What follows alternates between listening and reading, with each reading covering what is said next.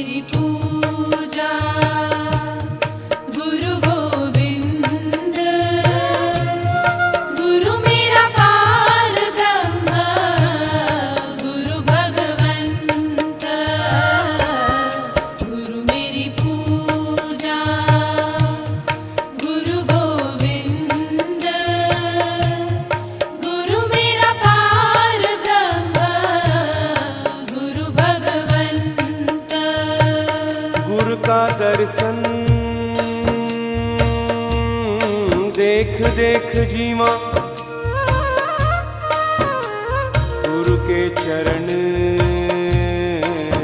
तोए तोए पीवा। गुरु बिन आवर नहीं मैं ठाऊं, गुरु बिन आवर नहीं मैं ठाऊं। अन दिन जपऊं गुरु गुरु नाऊं, अन दिन जपऊं गुरु गुरु नाऊं। गुरु मेरी पूजा गुरु गोविंद गुरु मेरा पार ब्रह्म गुरु भगवंत गुरु मेरी पूजा गुरु गोविंद गुरु मेरा पार ब्रह्म गुरु भगवंत।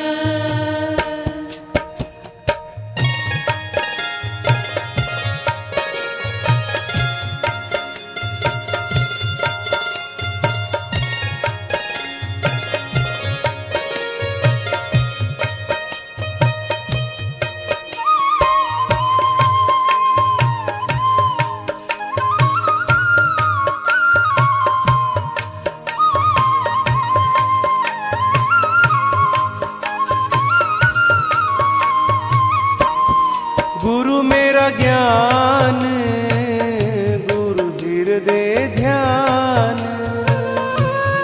गुरु मेरा ज्ञान गुरु हृदय ध्यान।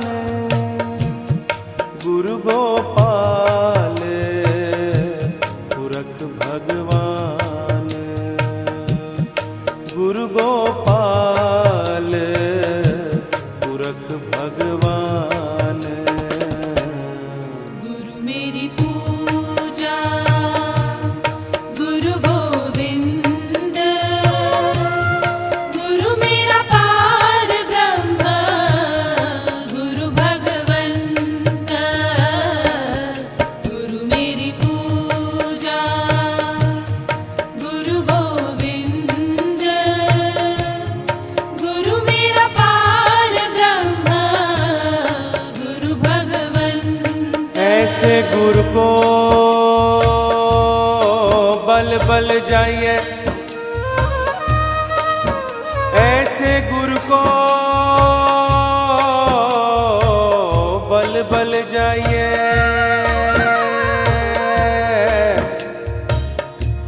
आप मुकत मोहे तारे, गुरु की शरण रहो कर जोड़, गुरु की शरण रहो कर जोड़। गुरु बिना मैं नाही होर, गुरु बिना मैं नाही होर। गुरु मेरी पूजा गुरु गोविंद गुरु मेरा पार ब्रह्म गुरु भगवंत।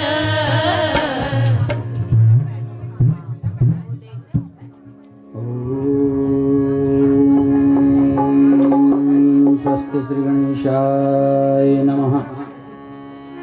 इष्टदेवताभ्यो नमः। कुलदेवताभ्यो नमः ग्रामदेवताभ्यो नमः ॐ गुरुर्ब्रह्मा गुरुविष्णु गुरुदेवो महेश्वरः गुरु साक्षात् परं ब्रह्मं तस्मै श्री गुरुवे नमः मनोजवं मारुततुल्यवेगं जितेन्द्रबुद्धिमतां वरिष्ठं वादात्मजं वानरयूथमुख्यं श्रीरामदूतं शरणं प्रपद्ये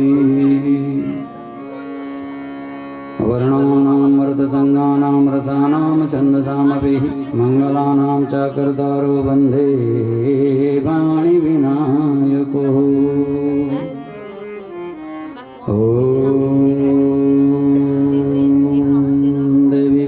हरे प्रसिद्ध प्रसिद्ध माता जगदोखिलस्य प्रसिद्ध विश्वेश्वरी वायु विश्वं तमेश्वरी देवी चराचरस्य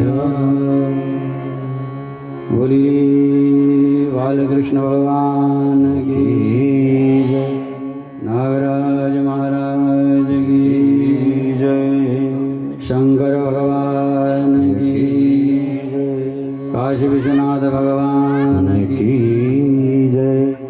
आज की आनंद की जय हो। ओम नमः पार्वती पतये हर हर महादेव हर हर महादेव।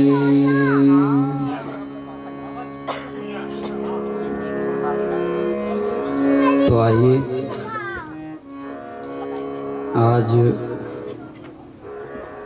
सप्तम दिवस में हम प्रवेश कर रहे हैं।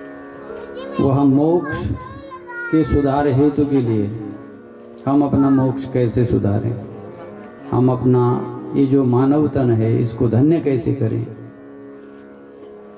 इसी पर आप कथा सुनते आ रहे हैं।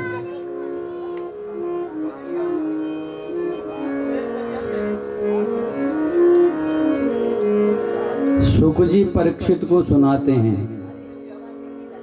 देखो आज मैं जो कथा हुई है उस कथा का सार थोड़ा थोड़ा आपको सभी का दूंगा। उस सार को आज आप ग्रहण कर लें, पी जाओ इसे भावपूर्ण तरीके से। सुक मने होता है तोता, देव मने होता है देवता। तोता और देवता ये दोनों सुखदेव के साथ, सुखदेव के नाम के साथ ये दोनों चीजें लगी हुई है। तोता का मतलब होता है चतुर, है? क्या होता है चतुर? चतुर माने चालाक, समझदार। एक तो वो चालाक है कि जो शरारती चालाक है, और एक वो चालाक है जो समझदार है, जो भगवान की कथा का रसपान करे, जो भगवान को पाने का प्रयास करे, ऐसा समझदार। वो कौन है? मुनि सुखदेव जी, भगवान सुखदेव जी।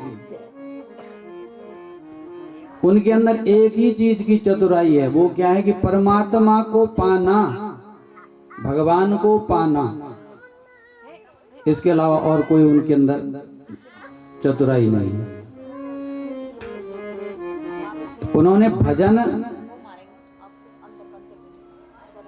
कीर्तन, श्रवण पर प्रकाश किया कि भगवान का भजन भजो और भगवान का नाम सुनो।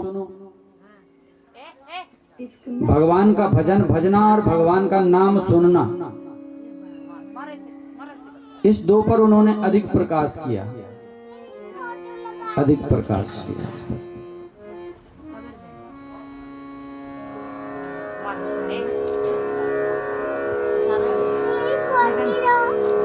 परीक्षित ने जब कहा कि मैं जो हूं श्रृंगी से स्थापित हो गया, जैसा आपने सुना ही है, तो अब मेरा उद्धार कैसे होगा?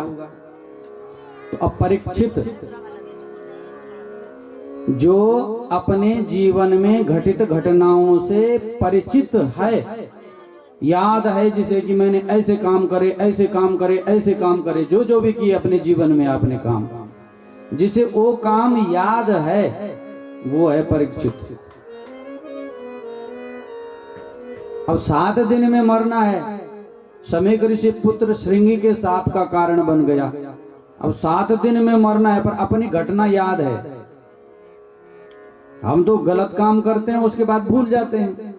लेकिन जो अपने गलत कामों को, अपने कार्यों को, जैसे गलत है चाहे सही है, वो याद रखे और उस पर फिर विचार करे कि मैंने अपने आप को इस कार्य से कैसे बचाना है जो मैंने गलत कर दिया।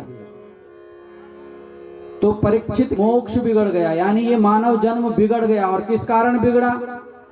कि ब्राह्मण का सम्मान अनादरीय भाव से कर दिया। उसने ब्राह्मण के सम्मान को बिगाड़ दिया, आदर बिगाड़ दिया। देखो, राजा है, सब कुछ दे रहा है, सब कुछ कर रहा है, लेकिन सम्मान भूल गया। देखो मेरे कथा सुनने वाले श्रोताओं, समझो बात को, मेरी माताओं बहनों, सम्मान एक ऐसा विषय है, सम्मान एक ऐसा विषय है जो जिसके आगे सब चीज शून्य है। और मूर्ख का सम्मान करोगे तो बोलेगा सम्मान किया, क्या किया, कुछ नहीं किया। लेकिन समझदार व्यक्ति जो है, परीक्षित जैसा विद्वान पुरुष कोई मिल जाए तो वो सम्मान का भूखा होता है, धन का नहीं। ध्यान रखना। अब धन लोभी तो केवल धन के लिए ही मरेगा, लेकिन उसकी रीति और रस्म और समय और विषय और विचार, ये सब चीज जो है एक सम्मानित पुरुष को चाहिए। अब तरीका अच्छा नहीं था किसका? परीक्षित का। उसने क्या किया? सर्प। सर्प क्या है? काल का स्वरूप। लेकिन काल डाल दिया किसके गले में? ब्राह्मण ऋषि के, समीक के गले में। पर काल का स्वरूप डाला, पर कैसे डाला? मरा हुआ, जो मरा हुआ था वो डाला। मृतक भाव डाल दिया, जिस भाव की रूपरेखा प्रकाशित न हो, जिस भाव में की प्रकाश न हो, अंधकार हो, वो भाव उसने किसको दे दिया? समीक ऋषि को दे दिया। और ऐसे भाव देने से उनके पुत्र को क्रोध आ गया, क्योंकि उनका पुत्र विद्वान था, तपस्वी था, ज्ञानी था। और वहां पर क्या हो गया? मामला गड़बड़ हो गया।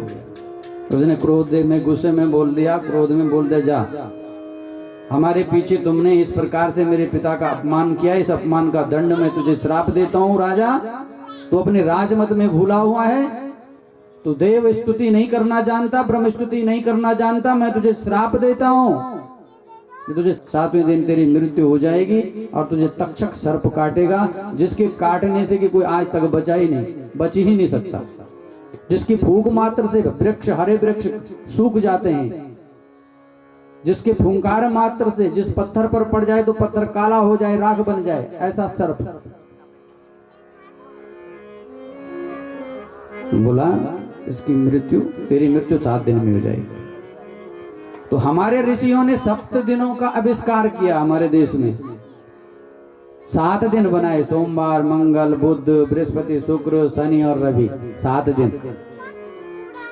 और जो उन ऋषियों ने 7 दिन बनाए, उन्हीं 7 दिनों पर हम सब लोग चल रहे हैं, उन्हीं 7 दिनों पे चल रहे हैं। देखो ये कथा परीक्षित की नहीं, ये तुम्हारी कथा, हमारी कथा है।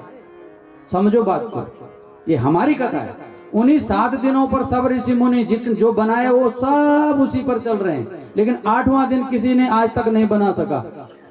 बड़े बड़े वैज्ञानिक हो गए, बड़े बड़े चीजें बना दिए, अमेरिका जैसे देश ने कि पत्नी क्या क्या कर दिया, लेकिन 8वां दिन नहीं निकाल पाया पट्टा, कहीं से ढूंढ नहीं पाया 8वें दिन को।